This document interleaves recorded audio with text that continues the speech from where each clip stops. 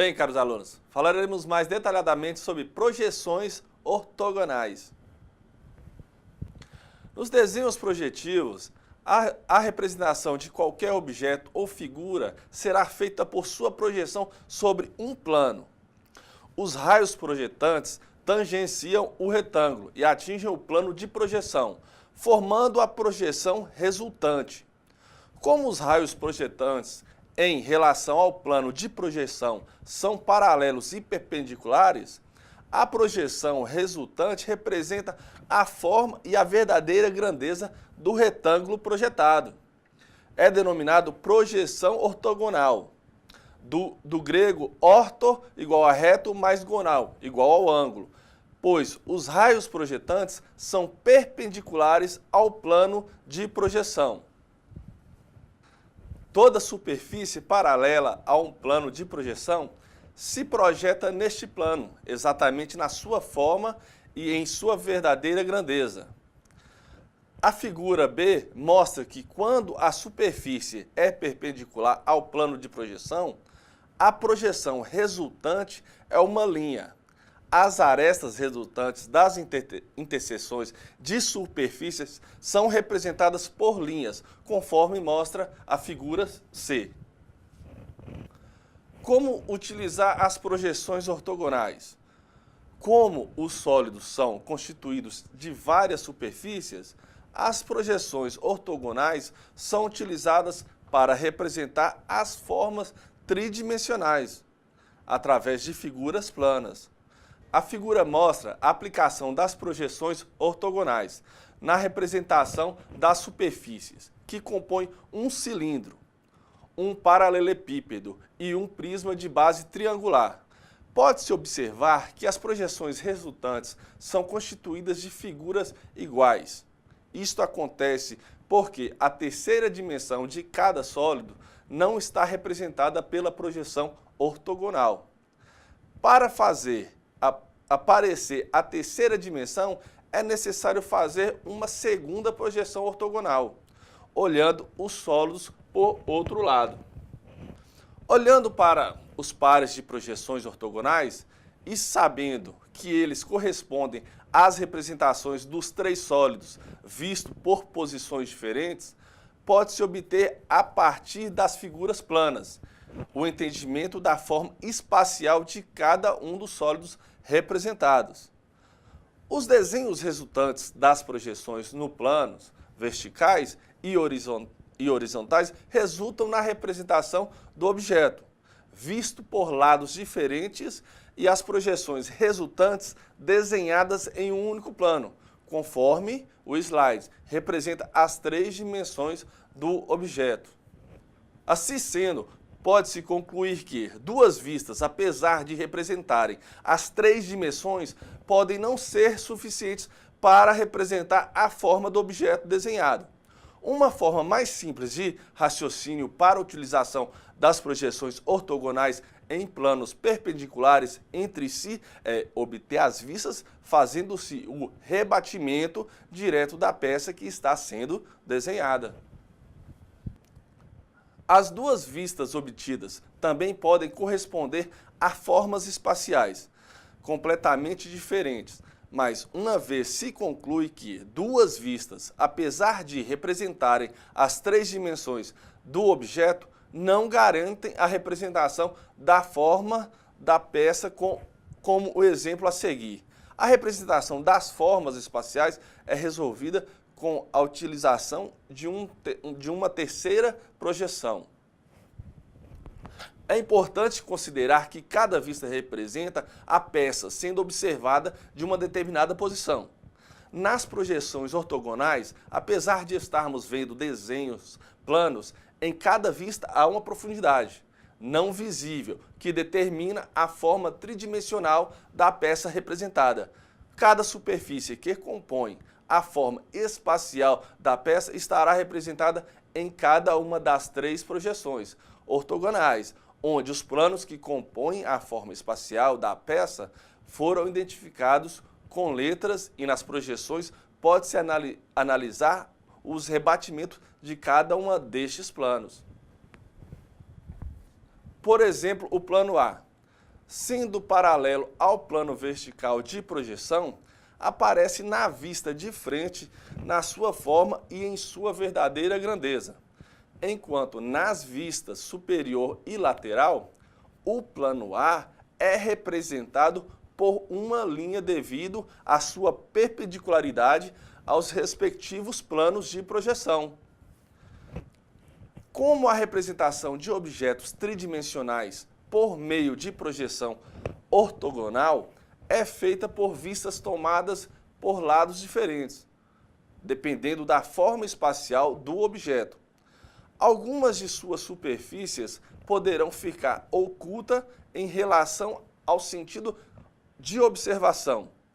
As linhas tracejadas são constituídas de pequenos traços de comprimentos uniformes, espaçados de 1/3 de seu comprimento e levemente mais finas que as linhas cheias. Deve-se procurar evitar o aparecimento de linhas tracejadas porque a visualização da forma espacial é muito mais fácil mediante as linhas cheias, que representam as arestas visíveis. As linhas tracejadas podem ser evitadas, invertendo-se a posição da peça em relação aos planos de projeção. Ainda que o objetivo seja o de ensinar a interpretar a linguagem gráfica do desenho técnico, é muito importante desenvolver a habilidade de desenhar à mão livre. A elaboração de esboços, além de favorecer a análise gráfica das projeções ortogonais, ajuda a desenvolver o sentido de proporcionalidade. Os materiais necessários, como falamos em aulas anteriores, são lápis, borracha e papel. Na elaboração de desenhos à mão livre, ainda que a perfeição dos traços seja importante, é muito mais importante o rigor das proporções e a correta aplicação das normas e convenções de representação.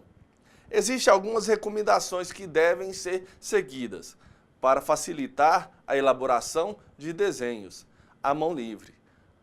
O antebraço deve estar totalmente apoiado sobre a prancheta. A mão deve segurar o lápis naturalmente, sem forçar e também estar apoiado na prancheta. Deve-se evitar desenhar próximo a beiradas da prancheta sem o apoio do antebraço. O antebraço não estando apoiado acarretará um maior esforço muscular e, em consequência, imperfeição no desenho. Os traços verticais, inclinados ou não, são geralmente desenhados de cima para baixo, e os traços horizontais são feitos da esquerda para a direita. Para traçar um segmento de reta que une dois pontos, deve-se colocar o lápis em um dos pontos e manter o olhar sobre o outro ponto, para onde se dirige o traço. Não se deve acompanhar com a vista o movimento do lápis. Inicialmente, desenha-se uma linha leve para, em seguida, reforçar o traço, corrigindo, eventualmente, a linha traçada. Não se pode pretender que um segmento reto traçado à mão livre seja absolutamente reto, sem qualquer sinuosidade. Como já foi destacado, muito mais importante que a perfeição do traçado é a exatidão e as proporções do desenho. O melhor caminho para desenhar circunferência é marcar previamente sobre linhas perpendiculares entre si as distâncias radiais e a partir daí fazer o traçado do arco. Analisar qual a melhor combinação de vistas que representa a peça, esboçar com traços muito leve e fino o lugar de cada projeção, observando que as distâncias entre as vistas devem ser visualmente iguais. Vistas excessivamente próximas ou excessivamente afastadas tiram a clareza e dificultam a interpretação do desenho. Desenhar os detalhes resultantes das projeções ortogonais, trabalhando simultaneamente nas três vistas, reforçar com traço definitivo os contornos de cada vista, com o mesmo traço, acentuar em cada vista os detalhes visíveis, desenhar em cada vista, com traço médio, as linhas tracejadas correspondentes às arestas invisíveis. Apagar as linhas de guias feitas no início do desenho. Conferir cuidadosamente o desenho resultante. Como projeções desenhadas representam uma mesma peça, sendo vista por lados diferentes, o desenho deve resguardar visualmente as proporções da peça. Deste modo, os lados que apresentam e mais de uma vista não podem ter tamanhos diferentes. Na figura pode-se ver que as dimensões de largura da peça aparecem nas vistas laterais e superiores. As dimensões de alturas aparecem nas vistas de frente e lateral. E as dimensões de comprimento aparecem nas vistas de frente e superior. Assim sendo, as vistas devem preservar os mesmos comprimentos nas vistas de frente e superior, as mesmas alturas nas vistas de frente e lateral, as mesmas larguras nas vistas laterais e superiores. A representação de superfícies inclinadas pode ser dividida em dois casos distintos. Quando a superfície é perpendicular a um dos planos de projeção e inclinada em relação ao outro plano de projeção. Quando a superfície é inclinada em relação aos três planos de projeção, a projeção resultante no plano que é perpendicular à superfície inclinada será um segmento de reta que corresponde à verdadeira grandeza da dimensão representada. Nos outros dois planos, a superfície inclinada mantém a sua forma, mas sofre alteração da verdadeira grandeza em uma das direções da projeção resultante. A representação mantendo a forma e a verdadeira grandeza de qualquer superfície inclinada só será possível se o plano de projeção for paralelo à superfície. As figuras subsequentes mostram exemplos de representação de peças com superfícies inclinadas, porém perpendiculares a um dos planos de projeção. É importante ressaltar que, mesmo que as projeções resultantes não correspondem à verdadeira grandeza da superfície representada, seu contorno não sofre alterações, pois, em todas as vistas, uma determinada linha sempre manterá sua posição primitiva em relação a outras linhas que contornam superfícies inclinadas. Nos desenhos em que aparecem as superfícies curvas e utilizado um novo tipo de linha, composta de traços e pontos, que é denominados linhas de centro, indica os eixos e corpos de rotação e também para assinalar formas simétricas secundárias. As linhas de centro são representadas por traços finos, separados por pontos. O comprimento do traço da linha de centro deve ser de 3 a 4 vezes maiores que o traço da linha tracejada. É a partir da linha de centro que se faz a localização de furos, rasgos e partes cilíndricas existentes nas peças. Quando na tomada de vista, em um determinado sentido de observação, ocorrer a sobreposição de arestas, as superfícies coincidentes, representa-se aquela que está mais próxima do observador. Uma linha cheia que representa uma superfície visível sempre lá irá se sobrepor a uma linha tracejada, que representa uma superfície invisível. Ou seja, a linha cheia prevalece sobre a linha tracejada. As linhas que representam arestas, linha cheia ou linha tracejadas, prevalecem sobre as linhas auxiliares, ou seja, as linhas de centro. Considerando os planos verticais e horizontais prolongados além de suas interseções, dividiremos o espaço em 4 ângulos diedros, que têm 2 faces. Os 4 ângulos são numerados no sentido anti-horário e denominados primeiro, segundo, terceiro e quarto diedros. Utilizando os princípios da geometria descritiva, pode-se, mediante de figuras planas, representar formas espaciais, utilizando os rebatimentos de qualquer um dos diedros. Para viabilizar o desenvolvimento industrial, foi necessário normalizar a linguagem e simplificar o intercâmbio de informações tecnológicas. Assim, as normas de desenho técnico fixaram a utilização das projeções ortogonais somente pelos primeiro e terceiro diedros. O uso de um ou outro sistema dependerá das normas adotadas por cada país. Por exemplo, nos Estados Unidos da América é mais difundido o uso do terceiro diedro. Nos países europeus é mais difundido o uso do primeiro diedro. Como as normas internacionais convencionaram para o desenho técnico, o uso dos primeiros e terceiro diedros é importante a familiarização com os 2 sistemas de representação.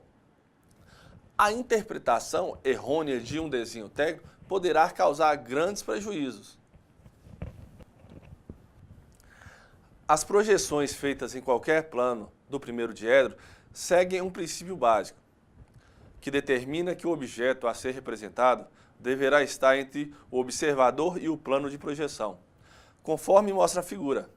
A partir daí, considerando o objeto imóvel no espaço, o observador pode vê-lo por 6 direções diferentes, 6 vistas da peça. Para serem denominadas vistas principais, as projeções têm de ser obtidas em planos perpendiculares, entre si e paralelos, 2 a 2, formando uma caixa. A projeção que aparece no plano 1 é sempre chamada de vista de frente, em relação à posição da vista de frente nos outros planos de projeção. Resultam nas seguintes vistas. No plano 1, vista de frente ou elevação, mostra a projeção frontal do objeto. Plano 2, visto superior ou plana, mostra a projeção do objeto visto por cima. Plano 3, vista lateral esquerda ou perfil, mostra o objeto visto pelo lado esquerdo. No plano 4, vista lateral direita, mostra o objeto visto pelo lado direito. Plano 5, vista inferior, mostra o objeto sendo visto pelo lado de baixo. No plano 6, vista posterior, mostra o objeto sendo visto por trás. Os rebatimentos normalizados para o primeiro diedro mantêm em relação à vista de frente as seguintes posições. A vista de cima fica embaixo, a vista de baixo fica em cima, a vista da esquerda fica à direita e a vista da direita fica à esquerda. Talvez o entendimento fique mais simples utilizando o tombamento do objeto. O lado superior do objeto aparece embaixo e o inferior em cima, ambos em relação à posição frente. O lado esquerdo do objeto aparece à direita da posição de frente, enquanto o lado direito está à esquerda do lado da frente. Outra consequência da forma normalizada para obtenção das vistas principais do primeiro diedro é que as vistas são alinhadas horizontalmente e verticalmente. Na maioria dos casos, o conjunto formado pelas vistas de frente, vista superior e uma das vistas laterais, é suficiente para representar com perfeição o objeto desenhado. No primeiro diedro, é mais difundido o uso das vistas laterais esquerda, resultando no conjunto preferencial composto pelas vistas de frente, superior e lateral esquerda, que também são chamadas respectivamente de elevação, plana e perfil. Na prática, devido à simplicidade de forma da maioria das peças que compõem as máquinas e equipamentos, são utilizadas somente duas vistas. Em alguns casos, com auxílio de símbolos convencionais, é possível definir a forma da peça desenhada com uma única vista. Não importa o número de vistas utilizadas, o que importa é que o desenho fique claro e objetivo. O desenho de qualquer peça, em hipótese alguma, pode dar margem à dupla interpretação. O ponto de partida para determinar as vistas necessárias é escolher o lado da peça, que será considerado como frente. Normalmente, toma-se como frente o lado que melhor define a forma da peça. Quando dois lados definem bem a forma da peça, escolhe-se o de maior comprimento, feito à vista de frente. Fazem-se tantos rebatimentos quantos forem necessários para definir a forma da peça. Como no primeiro diedro, qualquer projeção do terceiro diedro também segue um princípio básico. Para fazer qualquer projeção no terceiro diedro, o plano de projeção deverá estar posicionado entre o observador e o objeto. O plano de projeção precisa ser transparente, como uma placa de vidro, e o observador, por trás do plano de projeção, puxa as projetantes do objeto para o plano. As vistas principais são obtidas em 6 planos perpendiculares entre si e paralelos 2 a 2, como se fosse uma caixa de vidro, e posteriormente rebatidos de modo a fornecer um único plano. Como no primeiro diedro, a projeção que é representada no plano 1 corresponde ao lado da frente da peça. Plano 1, vista de frente, mostra a projeção frontal do objeto. Plano 2, visto superior, mostra o objeto visto por cima.